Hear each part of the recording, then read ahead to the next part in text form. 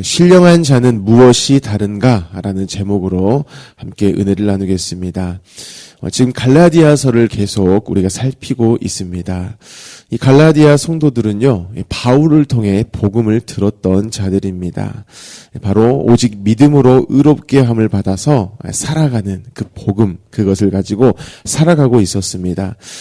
그런데 율법주의자들이 와버렸어요. 그래서 이렇게 이야기합니다. 구원이라는 것은 예수도 믿어야 하지만 율법도 지켜야 한다. 그래서 이 말을 듣고요, 이 율법주의 가운데에 빠져들게 됩니다. 이 소식을 또 바울이 듣습니다. 그리고 다시금 지금 갈라디아서라는 이 편지를 통하여서 복음을 다시 전하는 겁니다.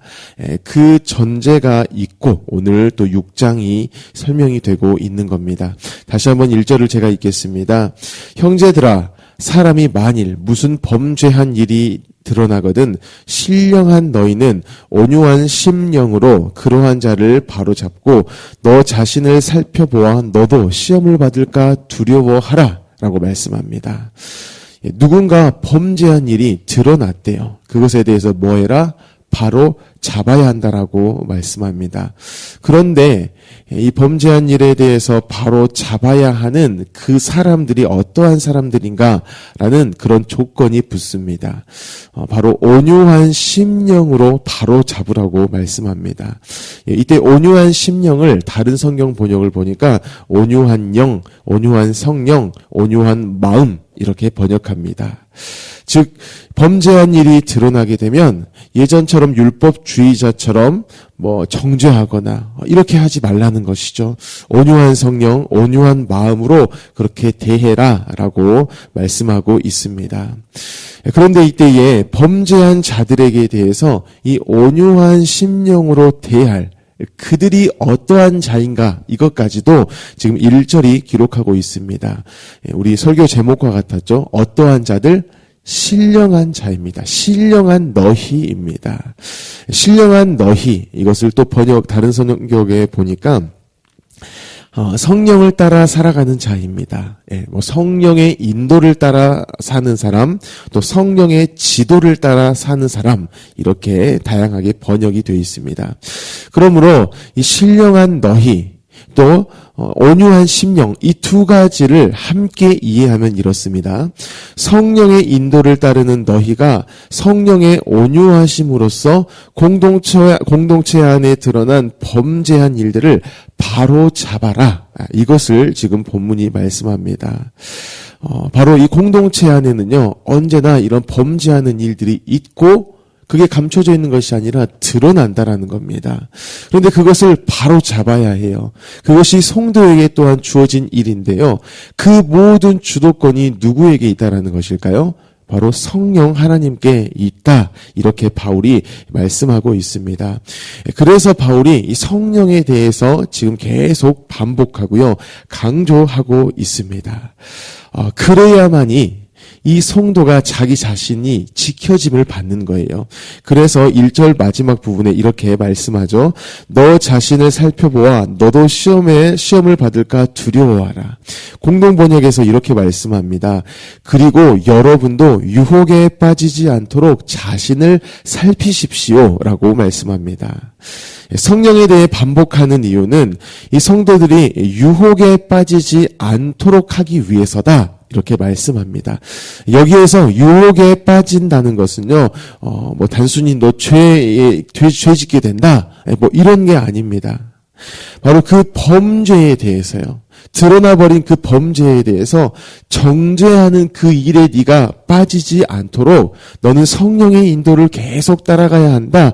이렇게 말씀하는 것이죠. 간단히 말하면 너 다시 율법주의로 돌아가지 않도록 성령만을 붙들고 나아가라. 이렇게 바울이 말씀하고 있습니다. 사랑하는 성도 여러분, 늘 성령을 따라 살아가시기를 바랍니다. 그게 아니면은요, 우리는 그 즉시 율법주의자로 살 수밖에 없습니다. 어떤 중간 단계가 없어요. 성령을 따라 살아가든지 중간 단계가 있고 율법주의자로 살아가든지 이런 거 없습니다. 성령을 따라가지 않아요. 예수님께 집중하지 않아요. 그러면 그 즉시 우리는 우리의 생존 본능 때문에 율법주의자로 무조건 살아간다라는 겁니다. 성령을 따르지 않으면 내가 한 일을 의로 여겨요. 그리고 상대를 정죄해요. 이것이 나에게만 있는 게 아니라 상대가 또 나를 그렇게 대한다라는 겁니다. 서로 죄의 종 노릇하는 인생을 살 수밖에 없는 우리라는 것입니다. 그래서 2절에서 이렇게 또 말씀합니다. 너희가 짐을 서로 지라. 그리하여 그리스도의 법을 성취하라 라고 말씀합니다. 서로 짐을 지게 되면은요, 그리스도의 법을 성취한대요. 바로 이 성령으로 말미암아서 내 존재가 무엇인 줄 알고 그 상대에게 대해서 정죄하지 않는 그 삶을 살아가는 거예요. 공동체 안에 범죄함이 드러났을 때에 그것은 죄다. 너 왜 이러냐? 너의 말씀 어기냐? 라는 그 입에 대해서 닫는 그 짐을 서로 지게 되면은요, 그로 인하여서 그리스도의 법이 성취된다라는 것입니다. 서로의 연약함에 대해서 성령으로 대해라. 서로의 연약함에 대해 정죄하지 말아라. 라고 말씀하는 겁니다. 누가 덜 나쁜가? 우리는 이것으로 나아가려고 해요. 이게 율법주의거든요. 누가 덜 나쁜가를 가지고 나는 의롭다. 이렇게 말하는데 그렇게 살지 말라라는 것입니다. 왜냐하면은요, 이미 우리는 의롭게 됐다라는 거예요. 성령께서 우리 안에 계시면 예수 그리스도로 말미암아서 하나님께 대해 의로운 자임을 우리는 충분히 인정받는다라는 것입니다. 그러니 그 성령으로 인해 이미 의롭게 됐다. 그러니까 너는 이제는 그 의로움을 드러내면 되는 거야. 성령을 붙들므로 인해서 그 범죄, 드러난 것에 대해서 온유한 심령으로 대하는 거야. 그에 대해서 참아주는 거야. 여전히 기다려주는 거야. 그렇게 예수님스러움을 보여주는 거야. 라는 것을 우리에게 말씀하고 계신다라는 것입니다. 사랑하는 성도 여러분, 저와 여러분은요, 성령님이 아니시면 그야말로 답이 없는 인생들입니다. 99가지 우리가 율법을 못 지켜요. 그리고 어쩌다가 한 가지를 지킬 수 있잖아요. 그러면 그 겨우 한 가지 지켜낸 그 율법을 가지고 무슨 일을 하냐? 99개의 율법을 지키고 어쩌다가 한 개를 못 지킨 그 사람이에요. 그 한 개 못 지킨 것을 가지고 우리는 정죄합니다. 그게 우리의 최선인 것이 우리의 인생들이라는 것이죠. 그래서 바울이 계속 강조해요. 반복할 수밖에 없습니다. 구원받은 우리는 성령의 인도하심을 받는 인생이라는 것입니다. 그 인도하심이 공동체에 드러난 범죄에 대해서 무엇하고 계시냐? 온유하게 대하신다라는 거예요. 너 자신을 먼저 보라는 겁니다. 내게 대하여서 언제나 온유하신, 그렇게 나에 대해서 끝없이 참아주신, 그 나에게 대해서 죄에 대한 해결을 해주신, 나를 정죄하시지 않으신 그 예수님, 하나님께서 그 일을 하셨어요. 어떻게 보면 정죄받아야 마땅합니다. 심판이 우리 가운데 있는 최선인 것인데요. 그 심판을 예수 그리스도로 대신하시고 그러한 은혜를 우리에게 주셨다라는 것이죠. 그렇기 때문에 그 은혜가 내 안에 있어요. 그 성령이 내 안에 끊임없이 일하시는 거예요. 그러니 네가 성령을 따라 살아가면 너는 범죄한 누군가에게 대해서 예수님이 나에게 행하신 것처럼의 일들을 너도 할 수 있다. 그것이 만연한 것이 바로 이 교회다. 이렇게 말씀하고 있습니다. 사랑하는 성도 여러분, 누군가를 기다려 주어야 됩니다. 오래 참아줘야 돼요.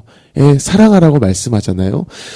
고린도전서 13장에 오래 참고 온유하며 쭉 하다가 참고 견디느니라. 끝없이 사랑하는 것, 이것은 또 뭐라고 우리가 들었죠? 오랜 고통입니다. 오랜 고통. 정말 끔찍한 일입니다. 그래서 우리는 그 고통 가운데 있다가 너무 힘드니까 또 율법주의자로 가버려요. 그런데 그게 아니고 이미 우리 가운데에 펼쳐진 성령으로 말미암는 그 현실을 보라는 겁니다.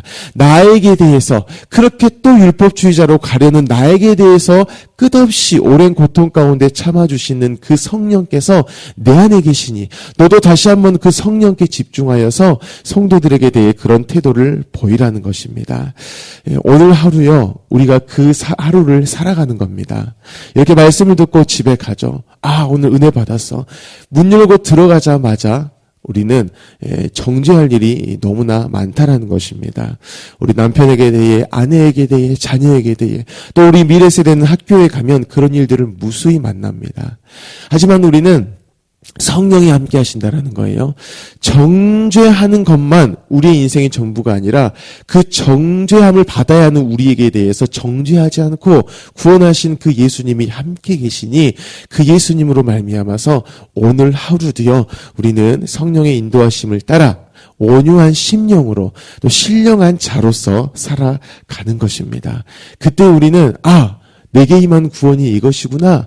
2000년 전에 십자가에서 예수님이 죽으시고 그 사실을 그냥 내가 믿으면 구원받았네?